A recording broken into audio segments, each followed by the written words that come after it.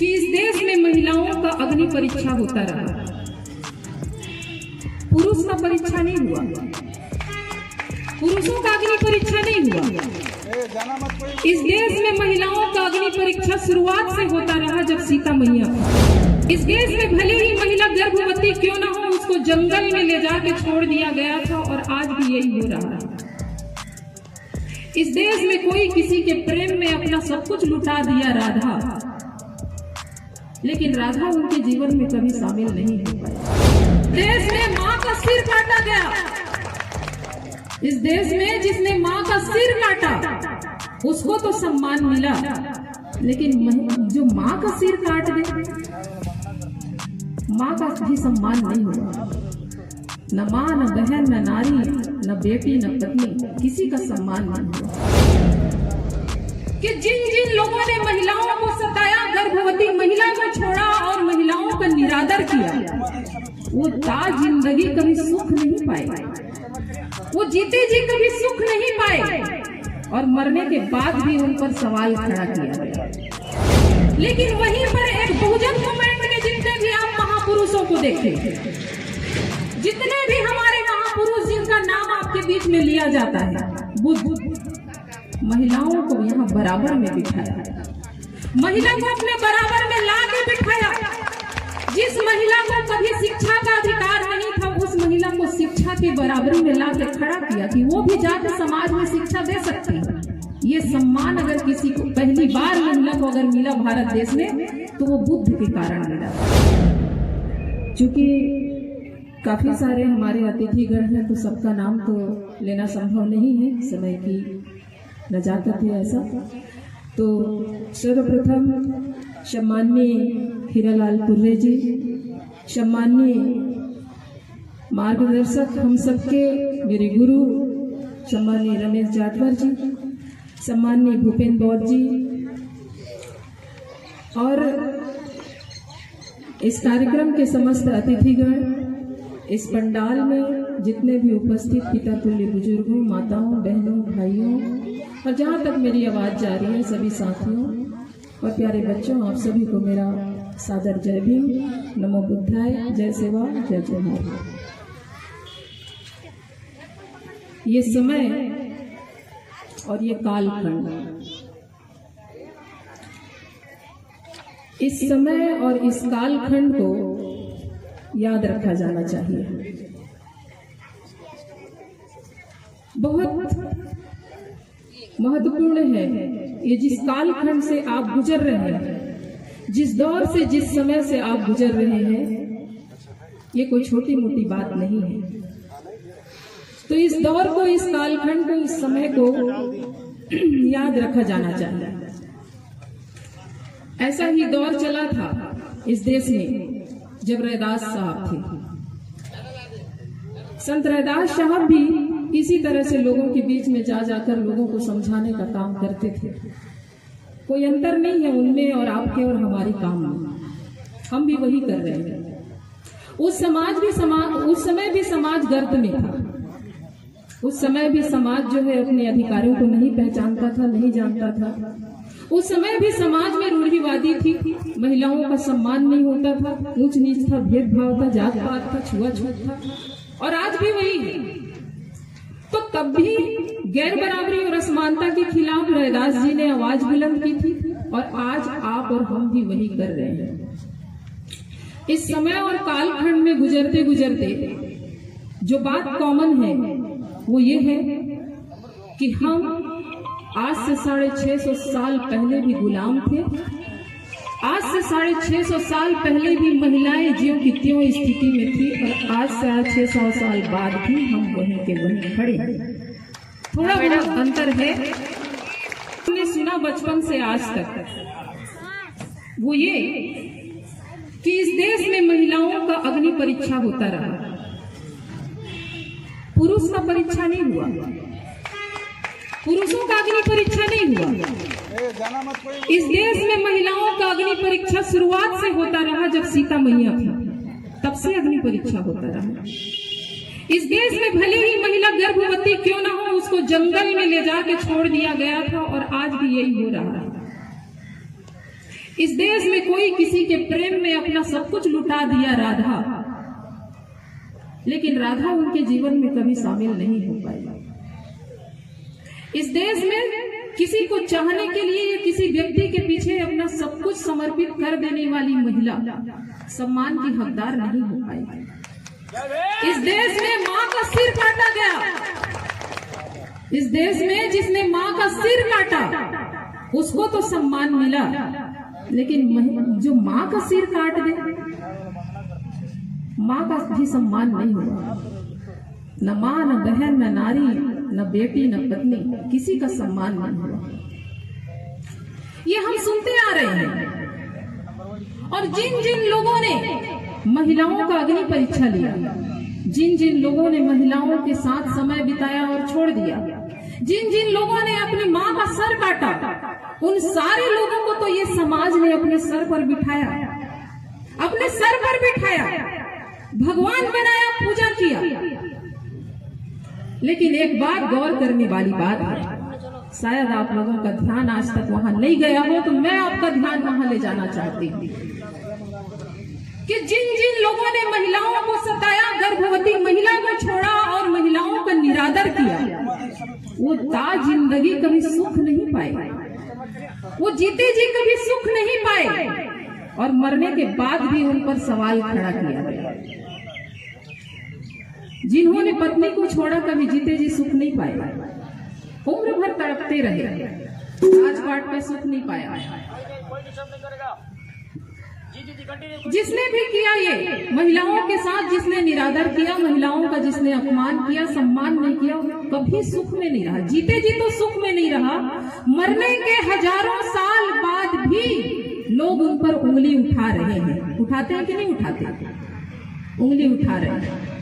लेकिन वहीं पर एक बहुजन मूवमेंट के जितने भी आप महापुरुषों को देखें, जितने भी हमारे महापुरुष जिनका नाम आपके बीच में लिया जाता है, बुद्ध, महिलाओं को यहाँ बराबर में बिठाया, महिला को अपने बराबर में ला के बिठाया।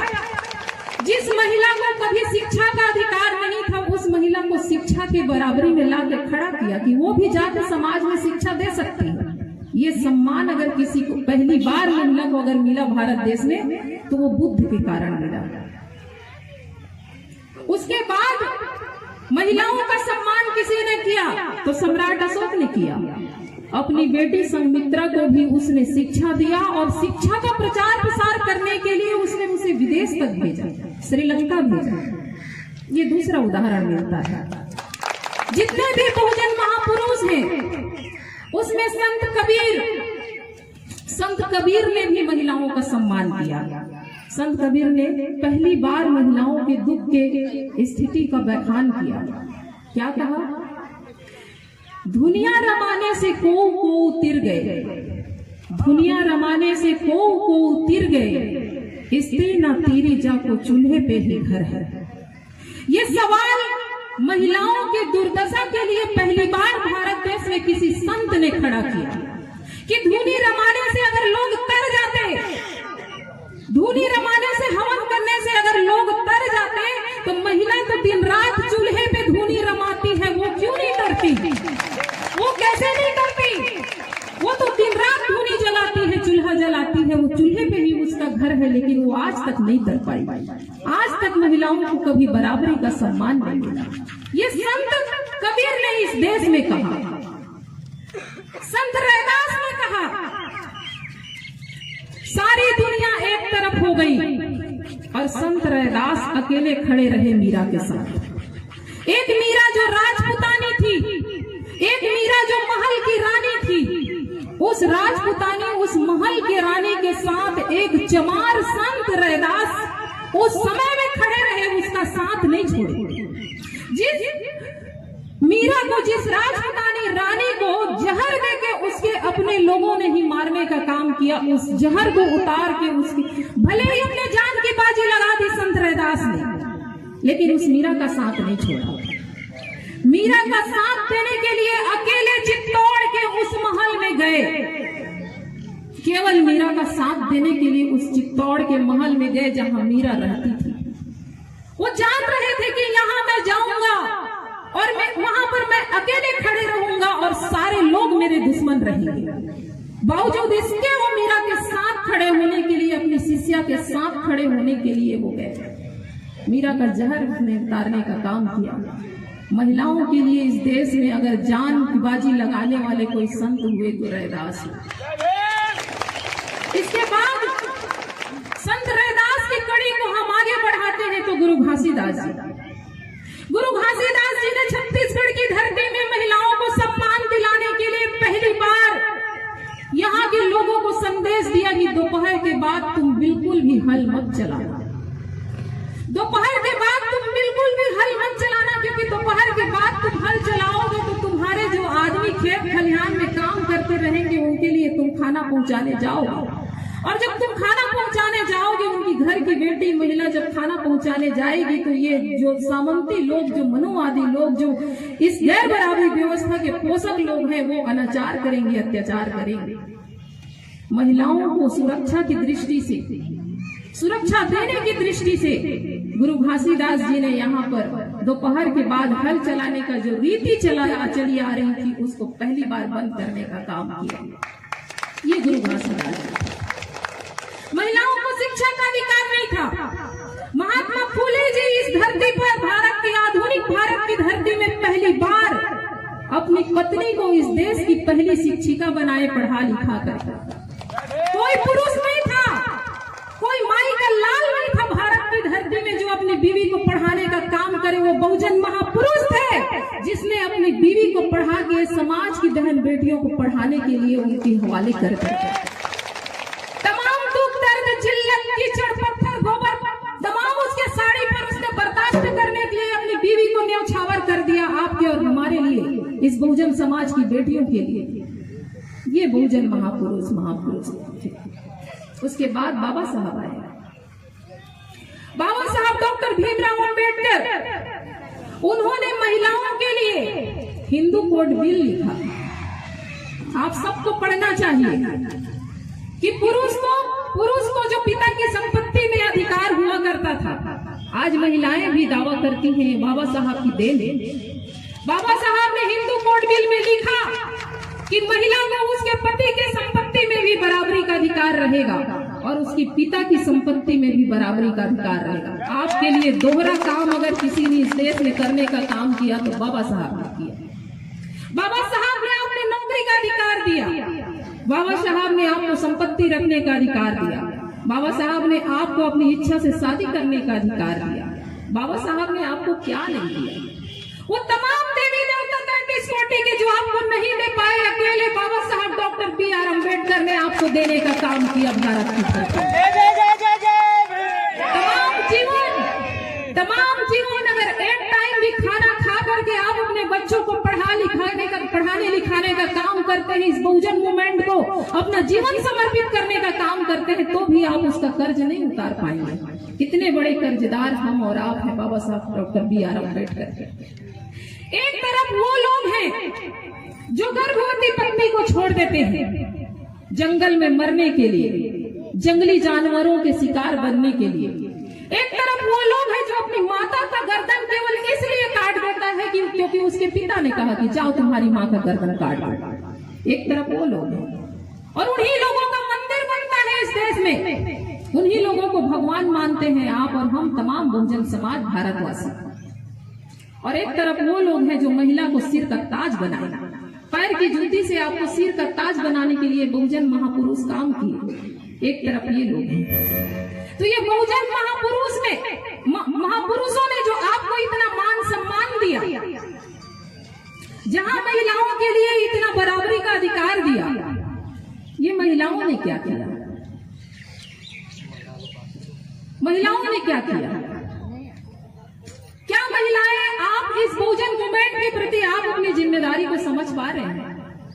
मैं बोल रही हूँ कि इस समय और इस कालखंड को याद रखिए, क्योंकि आपका एक एक कदम, आपका इस सूरजपुर की धरती पे, इस सरगुजा की धरती पे, इस कोरिया की धरती पे, बैकुंठपुर, रामानुजगंज, बलरामपुर की धरती पे आपका एक एक कदम इतिहास बनने जा रहा है। इसलिए इस समय और इस कालखंड को आप याद रखें। आपके कंधों पर इस इस सरगुजा को खड़ा करने की जिम्मेदारी है। ये तमाम महिलाएं जो हमारे महापुरुषों की कर्जदार हैं, उनके कंधों पर बहुजन मूवमेंट की जिम्मेदारी है। इसे आगे बढ़ाना है, ये आपकी जिम्मेदारी है। ये समाज जो आज तक सम्मान का हकदार नहीं बन पाया, जिसको आज तक जातिगत गालियां दी जाती हैं, वो जातिगत गालियों से बाहर निकलने की जिम्मेदारी आपकी है और समाज को उससे बाहर निकालने की जिम्मेदारी आपकी है। तो हम ये कहते हैं कि समय परिवर्तन होता है, समय बदलता है, राजपाट बदल जाते हैं, तो समय तो बदलेगा, लेकिन समय को अपने आप नहीं पता। समय तो उस समय भी था जब स्त्री को जंगल छोड़ा गया, और समय आज भी है जब स्त्री सर की ताज बन रही है। तो क्या समय कभी अपने आप सही मार्ग पे चलता है? समय को सही मार्ग पे चलने की जरूरत नहीं है, सही मार्ग पे आदमी को चलना पड़ता है। समय अपने आप सही मार्ग पे नहीं चलता, आदमी को सही मार्ग पर चलने की जरूरत पड़ती है। तो आज आप और हम सब जो ये हमारे महापुरुष हैं, रैदास जी, संत शिरोमणि जिनको हम बोलते हैं, जश्न मनाने का विषय नहीं है, मैं बार बार बोल रही हूँ। रैदास जी आपके बीच में आए, आपको जगाए आपके हक और आपके अधिकार के लिए, आपकी बराबरी के, जो सबको समान अन्न मिलना चाहिए। अभी भूपेंद्र बौद्ध जी बोल रहे थे कि सबको समान अन्न मिलेगा तो रैदास प्रसन्न रहेंगे। इस बात की लड़ाई के लिए अपनी जान देने वाले रैदास जी हत्या की गई होगी। सरेआम चित्तौड़ के उस महल में एक अकेले व्यक्ति को खड़ा करा करके उन्हीं के रामबी से उनके छाती को काटने का काम किया गया। एक जिंदा आदमी की छाती को उन्हीं के हथियार से काटने का काम किया गया। आप और हम किस बात का जश्न मनाते हैं? ये जश्न की बात नहीं है, ये बदले की बात है। ये बदले की बात है, याद रखने की बात है कि आपके महापुरुषों का जिसने ये हाल किया, आपकी जिम्मेदारी बनती है उनके सपनों को साकार हम करके दिखाएंगे। ये संकल्प लेने का बात है। तो हम तमाम महिलाओं की भी जिम्मेदारी है। ये जितने महापुरुष हैं, महापुरुष कैसे बने? जिन भी लोगों ने महिलाओं का अपमान किया वो दुर्गति की मौत मरे, वो दुर्गति की मौत मरे। लेकिन जिन भी महिलाओं ने अपने पुरुषों का साथ दिया, चाहे भाई का हो चाहे पति का हो, अगर पढ़ी लिखी नहीं है तो अपने सास को उसकी सांस से पिरोने का काम किया। बुद्ध के साथ यशोधरा ने अपनी सांस को पिरोने का काम किया। कबीर के साथ उनकी बीवी ने अपने सांस को पिरोने का काम किया। कभी किसी मंच में नहीं आए, कभी माला नहीं पहने, कभी माइक में बोलने का उनको मौका नहीं मिला, लेकिन उनके पति के हर कदम पर उनका साथ रहा, तब जाके वो महापुरुष बन पाए। बाबा साहब अम्बेडकर के साथ माता रमाई ने अपने सांस को पिरोने का काम किया, तब जाके 4-4 बच्चों की कुर्बानी देने के बावजूद इस देश में भारत का संविधान लिखने का हिम्मत बाबा साहब डॉक्टर B.R. अम्बेडकर में आया। तो जरूरी नहीं है कि हम और आप मंच में आके बोले तभी हम योगदान दे सकते हैं। जरूरी नहीं है कि यहाँ पर कोई मेरा माला से स्वागत करेगा तभी मैं अपना योगदान दे सकती हूँ। अगर मैं अनपढ़ भी हूँ, लेकिन मेरा पति अगर इस बहुजन मूवमेंट को आगे बढ़ाने का काम कर रहा है तो उसको किसी बात का तकलीफ ना हो, उसको किसी बात की अड़चन ना हो, उसके काम में कोई बाधा ना आए, इस बात को ध्यान रखने की जिम्मेदारी आपकी और हम सबकी होनी चाहिए। और जो महिला, जो बहन बेटी पढ़ी लिखी है, उनको घर से निकलकर कदम से कदम मिला करके उनके साथ चलने की जरूरत है। तब जाके राजपाट की बात हम लोग सोच सकते हैं, और राजपाट का बात हम सबको सोचना पड़ेगा, क्योंकि इंसान आप भी हैं, आपको भी उतना ही हक और अधिकार है। ये प्रकृति ने सबको बराबर सब चीज दिया है, हवा, पानी, अग्नि, सारा चीज सबको बराबर मिला है। तो राजपाट में आप कब तक पीछे रहोगे? कितने साल तक पीछे रहोगे? आप तो हो गुलामी में जी जाओगे, मर जाओगे। क्या बच्चों के लिए भी गुलामी छोड़ के जाओगे? क्या अपने आने वाले पीढ़ी के लिए भी गुलामी छोड़ के जाओगे? नहीं जाना है तो कमर कस लीजिए और संकल्प लीजिए कि हमारे जितने भी महापुरुष हैं जो राजपाट की बात किए, हम उस राजपाट को लाने के लिए, उसको कायम करने के लिए अपने हिस्से की जिम्मेदारी निभाएंगे। तो इन्हीं सब बातों के साथ में, क्योंकि समय काफी हो चला है, मुख्य वक्ता को भी हमें सुनना है, मैं अपनी वाणी को यहीं पर विराम देती हूँ। आप सबने मुझे शांति से सुना, बहुत बहुत धन्यवाद। Thank you. जय भीम, जय संविधान, जय काशीराम। बहुजन विचारधारा को घर घर तक पहुंचाने के लिए हमारे YouTube चैनल को सब्सक्राइब करें, लाइक करें, कमेंट करें, शेयर करें और बेल आइकन की घंटी दबाना ना भूलें।